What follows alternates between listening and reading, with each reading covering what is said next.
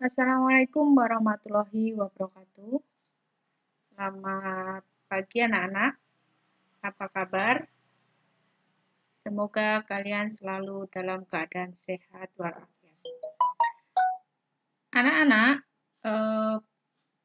pagi ini atau pada kesempatan ini kita berjumpa kembali dalam mata pelajaran simulasi dan komunikasi digital yang hingga minggu ini kita memasuki KD 3.10, yaitu menganalisis komunikasi sinkron dan asinkron dalam jaringan.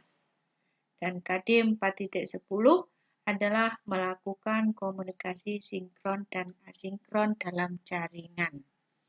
Nah, tentunya anak-anak, mari kita pelajari KD ini dengan sebaik-baiknya. Silakan persiapkan diri kalian masing-masing, siapkan buku, siapkan pulpen, barangkali nanti ada hal-hal yang penting perlu dicatat di dalam buku kalian. Nah, kita mulai dari slide yang pertama. Kita harus, sebelum kita mengulas atau mempelajari tentang komunikasi sinkron dan asinkron dalam jaringan, tentunya kita juga harus tahu dulu apa yang dimaksud dengan komunikasi itu. Nah, komunikasi menurut Shannon dan Beaver adalah interaksi yang saling mempengaruhi yang dilakukan oleh seseorang kepada orang lain, baik yang disengaja maupun tidak. Menurutnya, komunikasi tidak terbatas pada bahasa verbal saja, namun juga pada ekspresi wajah, lukisan, teknologi, dan lainnya. Menurut KBBI atau Kamus Besar Bahasa Indonesia, komunikasi merupakan pengiriman dan penerimaan informasi, berita, atau pesan yang dilakukan oleh dua orang atau lebih, sehingga maksud atau pesan tersebut dapat dipahami. Kemudian, kalau kita pikir secara mudahnya, maka komunikasi adalah suatu cara seseorang untuk dapat berinteraksi dengan orang lain agar tujuannya dapat dipahami oleh orang tersebut. Nah, itulah anak-anak sekelumit tentang pengertian komunikasi, baik menurut pendapat seseorang maupun pendapat para ahli. Kemudian kita lanjutkan ke tentunya kita harus mengerti dulu pengertian jaringan dan jaringan komputer. Nah, di sini yang dimaksud jaringan adalah sebuah sistem operasi yang terdiri dari beberapa komputer dan perangkat jaringan lainnya yang bekerja sama dalam mencapai suatu tujuan yang sama. Itulah pengertian jaringan. Sedangkan pengertian jaringan komputer adalah jaringan telekomunikasi yang memungkinkan antar komputer untuk saling berkomunikasi dengan bertukar data. Tentunya karena yang namanya jaringan, tentunya ini tidak hanya di area lokal, tapi juga regional, nasional, bahkan internasional. Jadi, merupakan kumpulan dari komputer-komputer yang membentuk sebuah jaringan yang terhubung satu sama lain, bahkan sampai di seluruh dunia. Kita lanjutkan lagi ke pengertian komunikasi dalam jaringan. Kalau tadi kita sudah membahas pengertian komunikasi, pengertian jaringan, kemudian pengertian jaringan komputer. Nah, sekarang apa yang dimaksud dengan komunikasi dalam jaringan?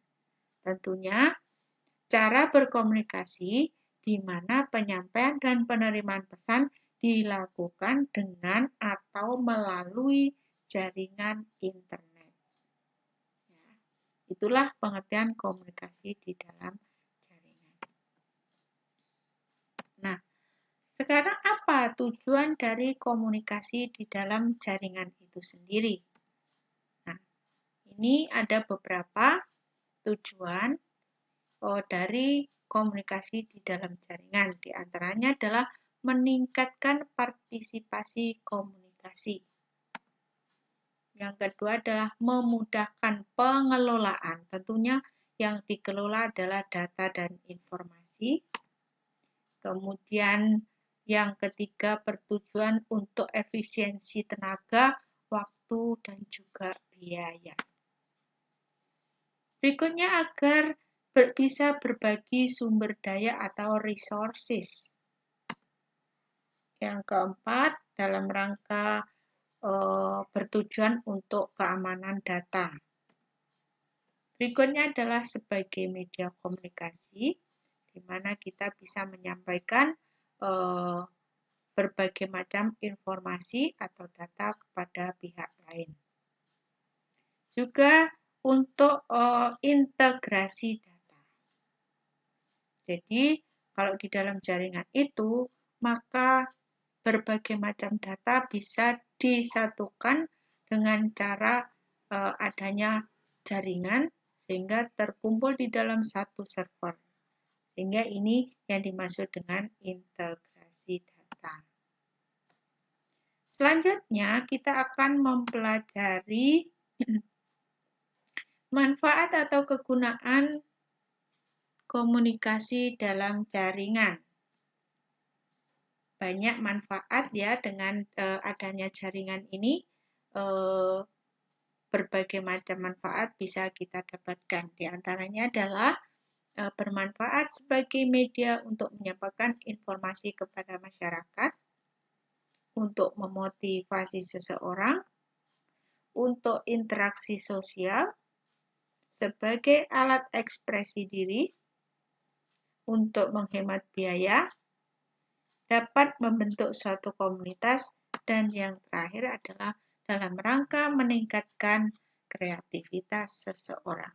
Itulah anak-anak tentang manfaat atau kegunaan komunikasi di dalam jaringan. Kita lanjutkan lagi. Berikutnya adalah jenis-jenis komunikasi dalam jaringan dan contohnya. Komunikasi di dalam jaringan itu pada dasarnya dibagi menjadi dua macam. Yang pertama, komunikasi daring sinkron atau serempak adalah komunikasi menggunakan komputer sebagai media yang terjadi secara serempak dan waktunya nyata atau real time. Contohnya text chat, kemudian video chat, atau video call. Itu merupakan beberapa contoh komunikasi sinkron atau serempak. Artinya waktunya adalah secara bersamaan. Yang kedua adalah komunikasi dalam jaringan atau komunikasi daring asinkron. Ini merupakan lawan dari sinkron, yaitu komunikasi serempak. Nah, yang ini merupakan komunikasi daring asinkron, itu adalah komunikasi daring tak serempak. Adalah komunikasi menggunakan perangkat komputer dan dilakukan secara tunda. Artinya, waktunya tidak real time. Contohnya, email, forum, dan rekaman simulasi visual, ataupun juga kita kalau menggunakan media blog. Itu merupakan contoh-contoh dari komunikasi daring asinkron atau komunikasi daring tak serempak. Selanjutnya adalah komponen-komponen pendukung di dalam komunikasi dalam jaringan. Kalau kita berbicara tentang komunikasi dalam jaringan anak-anak, tentunya kita tidak terlepas dari bayangan kita adalah selalu ada komputer. komputer yang dihubungkan satu sama lain, baik di wilayah lokal, regional, nasional, maupun internasional. Nah, oleh karena itu, tentunya untuk melakukan komunikasi itu diperlukan seperangkat atau perangkat-perangkat pendukung agar komunikasi dapat berjalan dengan lancar. Nah, adapun perangkat-perangkat yang harus disiapkan adalah yang pertama adalah sistem operasi. Yang kedua adalah program aplikasi, kemudian aplikasi jaringan, kemudian bahasa pemrograman, pengguna jaringan, penyedia jaringan, lawan bicara, pengetahuan, dan juga ada modem atau perangkat penghubung jaringan internet. Ada kabel hub, ada repeater, ada bridge, ada router, ada transmitter atau receiver, ada wireless access point, ada local area network, ada wireless LAN-nya atau WLAN adaptornya. Nah, itu merupakan komponen-komponen pendukung yang wajib disiapkan apabila kita akan membuat jaringan yang akan digunakan untuk komunikasi, baik komunikasi daring sinkron maupun komunikasi daring asinkron. Kita akan lanjutkan lagi adalah apa keunggulan dan kelemahan dari komunikasi dalam jaringan tersebut. Nah, di sini dipaparkan beberapa keunggulannya. Yang pertama adalah keunggulan dengan adanya interaksi sosial. Yang kedua adalah menggali kreativitas, karena untuk membuat jaringan-jaringan tersebut tentunya diperlukan pemikiran dan kreativitas yang sangat mendetail. Kemudian juga bisa membentuk komunitas. Yang keempat adalah terdokumentasi. Yang kelima fleksibel. Dan yang keenam adalah tidak terbatas. Akan tetapi, meskipun memiliki keunggulan-keunggulan, namanya teknologi tentunya selalu ada sisi kelemahannya. Nah, kelemahannya diantaranya adalah komunikasi dilakukan secara tertulis atau berdasarkan teks. Karena pada dasarnya kita komunikasi menggunakan alat yang berupa benda mati, sehingga kadang-kadang kita tidak bisa berkomunikasi kalau tidak secara tertulis di dalam proses komunikasi dengan jaringan. Kemudian tidak adanya komunikasi nonverbal. Kemudian ada interpersonal, tidak ada kontak fisik. Artinya tidak ada saling bertemu antara si pengirim data atau pengirim informasi dengan si penerima informasi atau penerima data. Kemudian juga adanya pemalsuan identitas. Nah, karena tidak bisa saling ketemu secara fisik atau secara tatap muka, maka kadang-kadang bisa menimbulkan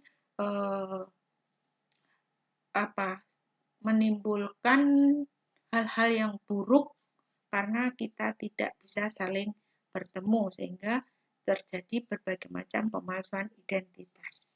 Karena kita tidak bisa melihat langsung, tidak bisa bertatap muka langsung, tidak bisa berkomunikasi secara antar orangnya.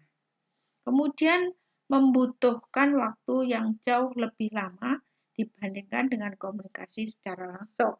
Artinya karena jaringan itu melalui tahapan-tahapan proses dari keseluruhan sistem, maka komunikasi ini juga mempersiapkannya memerlukan waktu yang cukup lama. Akan tetapi jika semua jaringan sudah siap, sudah ready, semuanya sudah maksimal, maka baru bisa dilakukan secara baik atau lebih lancar. Selanjutnya adalah fungsi komunikasi di dalam jaringan. Apa fungsi komunikasi di dalam jaringan? Mari kita lihat satu persatu. Yang pertama berfungsi untuk menyingkat waktu, artinya untuk memperpendek penggunaan waktu dalam berkomunikasi. Karena berkomunikasi dalam jaringan itu hitungannya tidak hanya berupa jam atau hari, jam, menit, tapi bahkan juga detik, sehingga ini akan sangat menyingkat waktu dari yang lama menjadi lebih singkat. Yang kedua, dapat mengirim data dalam jumlah yang besar.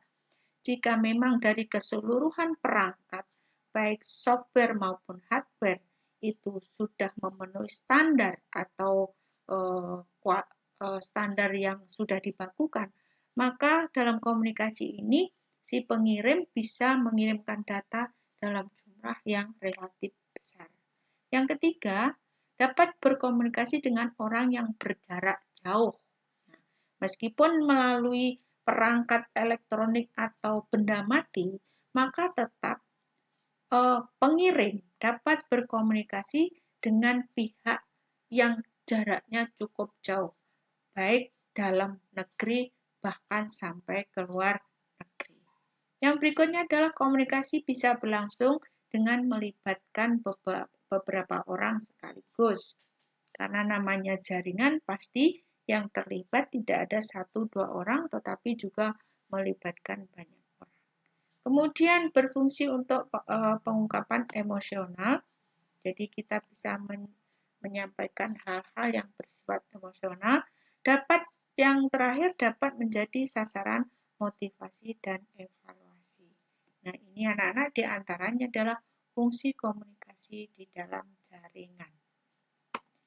Next slide adalah pengertian topologi jaringan komputer.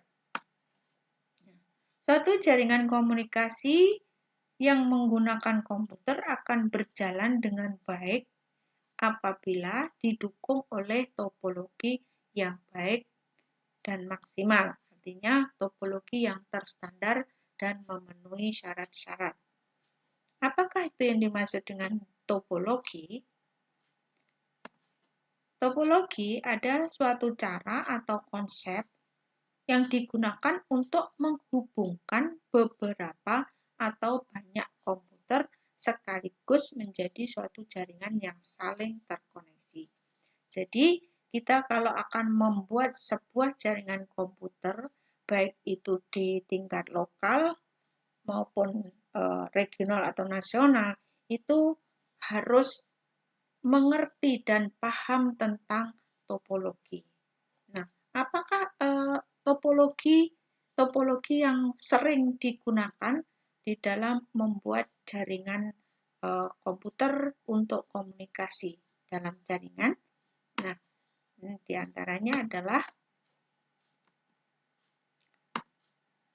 ada topologi bus, ada topologi star,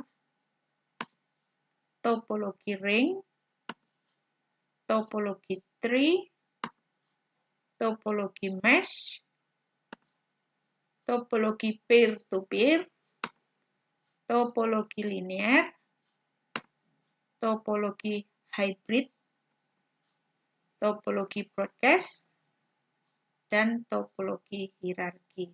Jadi inilah macam-macam topologi yang bisa digunakan di dalam berkomunikasi dalam jaringan dengan menggunakan komputer. Nah, untuk lebih jelasnya macam-macam dari topologi ini kalian bisa cari informasinya secara mandiri baik di dalam buku-buku teknologi atau simulasi komunikasi digital atau di situs-situs internet atau web.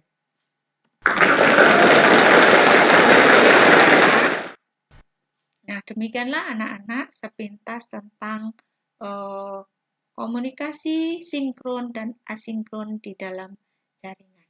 Nah, semoga ini bermanfaat, bisa dipahami, dan apabila ada hal-hal yang dirasa masih kurang dalam, maka tugas kalian adalah mencari tahu dan memperdalam materi-materi lebih detail lagi dari berbagai macam sumber. Nah, anak-anak, demikian materi kali ini, dalam pembelajaran kali ini. Terima kasih atas perhatiannya. Sampai jumpa pada materi selanjutnya. Assalamualaikum warahmatullahi wabarakatuh.